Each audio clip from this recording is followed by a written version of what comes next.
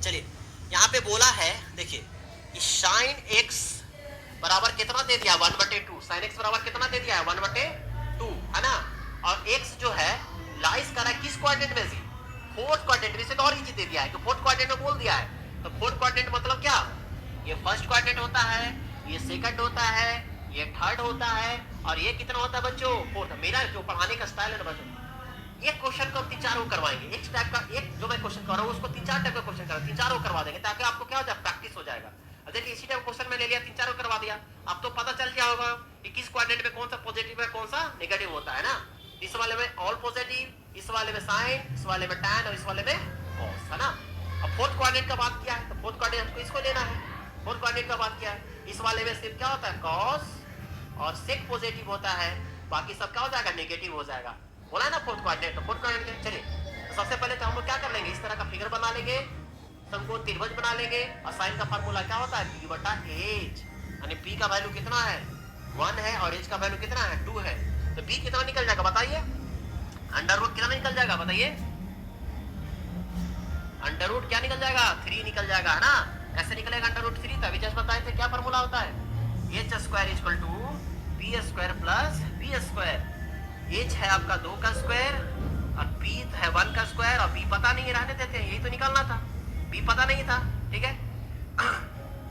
4 हो जाएगा, और इधर 1 का स्क्वायर 1 प्लस इधर माइनस में, इधर क्या हो जाएगा b² b बराबर क्या हो जाएगा 4 में से जाएगा 3, अंडर रूट 3। b का मान कितना निकल गया √3, यहाँ √3 बेस पता चल गया, बेस नहीं था बेस पता चल गया, ठीक है। उसके बाद क्या करेंगे, बेस निकल गया √3 निकल गया, आप क्या कर लेंगे इसके बाद, जो चीज का मान निकालना था, कजी का मान निकालना था cos x का, है ना।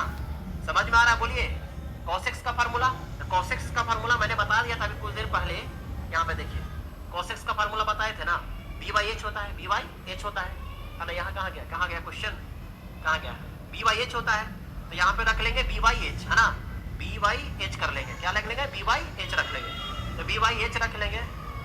हाँ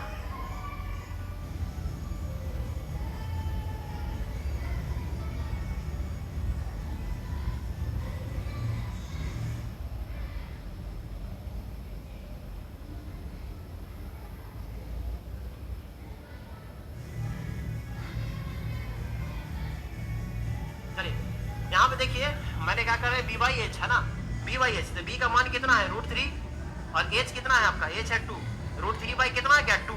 अब देखिए यहाँ पे cos x का मान कितना आ गया √3/2 आ गया।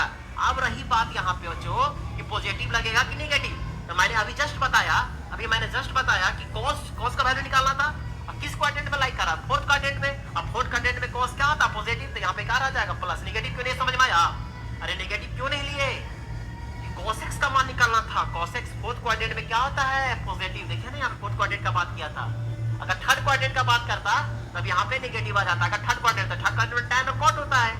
क्लियर है, बोलिए जल्दी, क्लियर है तो बोलिए आगे बढ़े, क्लियर है तो बोलिए। तो ऑप्शन नंबर किस वाले पे जाएगा, प्लस में आएगा।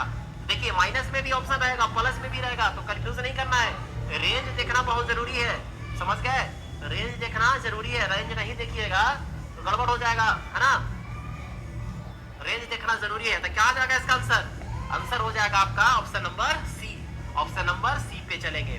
तो इसी तरह का क्वेश्चन आपको और मिलेगा, है ना, इस टाइप का दूसरा टाइप का क्वेश्चन आ गया, ठीक है। ये तो फार्मूला पे है, ये डायरेक्ट क्वेश्चन फार्मूला पे है, देखिए बोले ना, अब इस वाले में क्वेश्चन में आपको फार्मूला याद करना पड़ेगा, है ना। ये जो फार्मूला होता है sin 2θ का फार्मूला होता है, 11th में पढ़े होंगे तो ये sin 2θ का फार्मूला होता है, लेकिन डिटेल में बोलेगा तो डिटेल में भी बता देंगे कैसे बनता है। देखिए कुछ फार्मूला है जो कि याद करना पड़ता है, आप 10th में पढ़े होंगे एक फार्मूला tan थीटा का फार्मूला पढ़े होंगे, क्या पढ़े होंगे sin थीटा बटे क्या पढ़े होंगे cos थीटा, है ना। तो tan थीटा का उल्टा क्या होता है बच्चों cot थीटा, अभी मैंने बताया tan स्क्वायर थीटा। अगर एक और फार्मूला हो जाता है यहाँ पे, सब हम बताएंगे आप लोग को, क्लास जब शुरू करेंगे एडवांस मैथ्स का तो वहाँ पे सारा मैं डिस्कस कर दूंगा, तो जहाँ पे याद करने का अगर जिनको नहीं आता था तो इस तरह से सोल्व करना पड़ता, ये ऑप्शन होता है। लेकिन देखिए सोल्व करने में कितना समय लगा, ये फार्मूला डायरेक्ट दिया था आपको, क्वेश्चन में पूछा हुआ है, बीपीएससी में पूछा हुआ है, बीपीएससी टीचर वाले में 9th 10th में पूछा हुआ है, tan 2θ का फार्मूला सेम होता है, लेकिन नीचे में क्या हो जाता है माइनस में हो जाता है। एक और होता है फार्मूला, देखिए मैं लिख दे रहा हूँ यहाँ पे cos 2θ का, cos 2θ का फार्मूला हो जाता है ना 1 - tan स्क्वायर थीटा बटे 1 प्लस tan स्क्वायर थीटा है ना। tan में ये sin 2 थीटा cos 2 थीटा और tan 2 थीटा का tan में ये 3 फार्मूला होता है, आपको याद कर डायरेक्ट पूछ सकता है। और एक और फार्मूला चौथा लिख ही लीजिएगा यहाँ पे कि sin 2 थीटा का फार्मूला हो जाता है 2 sin theta into cos theta, ठीक है। यही वाला फार्मूला यहाँ पे इस्तेमाल किए थे, ठीक है। तो डायरेक्ट क्वेश्चन बन जाता अगर